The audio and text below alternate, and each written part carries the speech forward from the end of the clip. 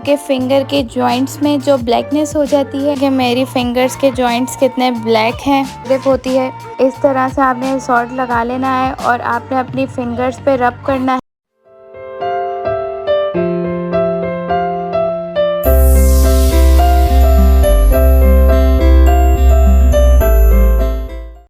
अस्सलाम वालेकुम my YouTube family, कैसे हैं आप लोग सब। उम्मीद है आप लोग सब ठीक होंगे और बहुत खुश होंगे। आज मैं आप लोगों के लिए बहुत ही ज़बरदस्त रेमेडी लेके आई हूँ और ये रेमेडी आप लोगों के फिंगर के जॉइंट्स में जो ब्लैकनेस हो जाती है उसके लिए है।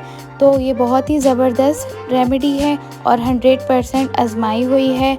इस रेमेडी से आप लोगों के हाथ में जो ब्लैकनेस होती है वो सारी ख़त्म हो जाएगी और आपके हाथों को ये और ज़्यादा शाइनी एंड बहुत ही चमकदार बनाएगा और आपके रंग को भी फेयर करेगा, क्योंकि जो इस पे हम इंग्रेडिएंट्स यूज़ करने वाले हैं वो बहुत ही बेहतरीन है और आप लोगों के लिए फ़ायदेमंद है।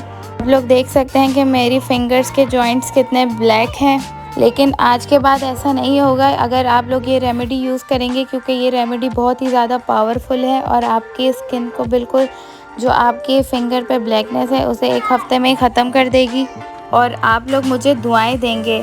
आप इंग्रेडिएंट्स की बात करते हैं तो यहाँ पे मैंने लेना है सॉल्ट और यहाँ पे मैंने लेना है लेमन। सॉल्ट आप लोगों ने बिल्कुल बारीक लेना है और लेमन आपने बीच में से कट कर लेना है और लेमन को आपने सॉल्ट के अंदर लगाना है। मतलब यहाँ पे हमने जो दो इंग्रेडिएंट्स लिए दोनों ही आपके हाथों की ब्लैकनेस को ख़त्म करता है और आपने इसे हाथ पे और पैरों पे ही यूज़ करना है, फेस पे नहीं यूज़ करना है, क्योंकि फेस की स्किन सेंसिटिव होती है।